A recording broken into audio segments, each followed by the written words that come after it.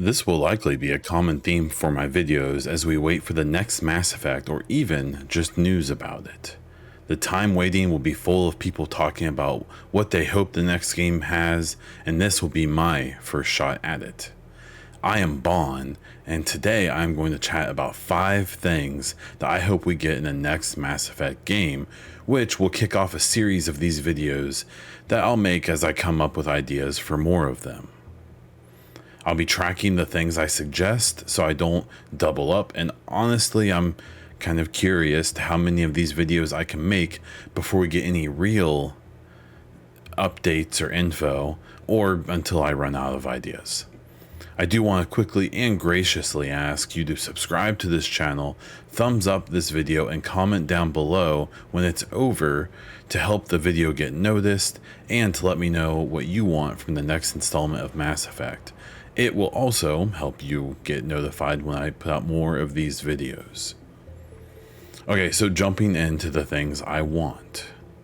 First, I hope that we get a Paragon and Renegade system back, but I hope it has more nuance and many of the things it impacts are not as black and white as it was in the trilogy. For instance, I think it would be interesting if your moral standing could impact NPCs who will romance with you or not, even if they typically would have in the way that the trilogy worked. Another example would be how it may impact whether your squad mates could disobey you during gameplay or even leave your crew entirely, depending on your standing as well as the choices that you make. I think the old Paragon and Renegade system is a bit outdated, but I think the concept in general was missing from Andromeda, and it was one of the many things that failed to make the game feel like it was part of the same franchise. Second, I want the next game to take place shortly after Mass Effect 3, but they do need to make some effort to connect the trilogy to Andromeda. I've argued in a few videos that one of the reasons I really dislike Andromeda is because of how it has handcuffed the series moving forward to have to acknowledge Andromeda in some way, even if a direct sequel to Mass Effect 3 takes place hundreds of years later. Either way, it is a thing, and along with Mike Gamble's vague insinuations that Andromeda will be involved in some way with the upcoming project, I hope they carefully bring that spin-off's event into the Milky Way story. I've seen some people want the next game to take place in the Milky Way in the same time frame as Andromeda by skipping hundreds of years after the Reaper War, but I don't think that's necessary.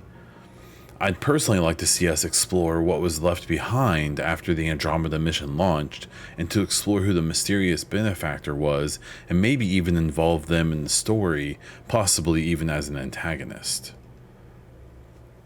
Andromeda is part of the franchise whether people like it or not, and I don't think we need a sequel of that yet, maybe one day.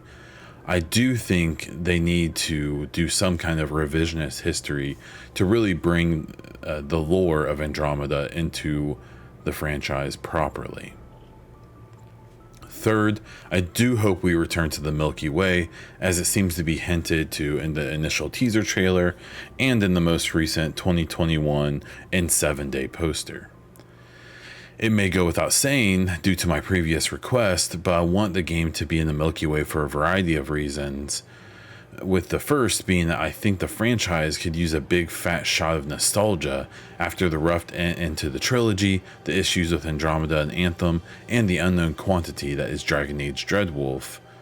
It would be an exciting thing for a lot of old fans of the franchise and something familiar for newer fans that haven't played the series before.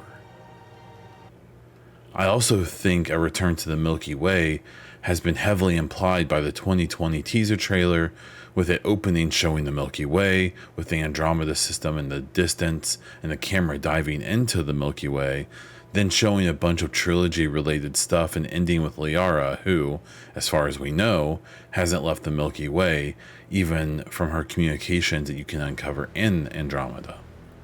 The N7 Day poster also heavily hints to the inclusion of the Geth in the next game, and as far as we know, they were only present in the Milky Way. At the end of the day, it's also a preference to explore what I believe is the most interesting possible setting for the next game.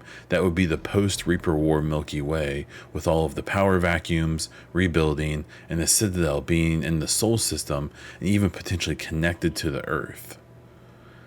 There has been some prediction of a game that takes place in both places, potentially in different time frames, but after the issues that BioWare had with Andromeda, Anthem, and the development of Dreadwolf, I really want the mantra for the next Mass Effect to be, keep it simple, stupid. Fourth, I hope that they do bring a canon ending to the series, because I think both logistically and story-wise, it's the only way for the next game to be approachable and possible to make in a reasonable amount of time. From a story point of view, I think the Mass Effect trilogy was so expansive, and the 3 endings would all have such different long-term impacts on the post-Reaper War galaxy. I think picking a canon ending would be best to narrow the story down to a manageable amount, so they can then re-expand the story and the lore for the next game or potential series of games. That plays into the logistical argument that a sequel to the trilogy that would try to take all 3 endings into account would either take 20 years to make, or would be so shallow that none of the endings would be properly represented, which I think wouldn't make anyone happy. I've seen people suggest that all 3 endings could sort of be glossed over by doing a large time skip, but first, I don't think that's true, and 2, I think dismissing all 3 endings would be much more insulting than going all in on one of them.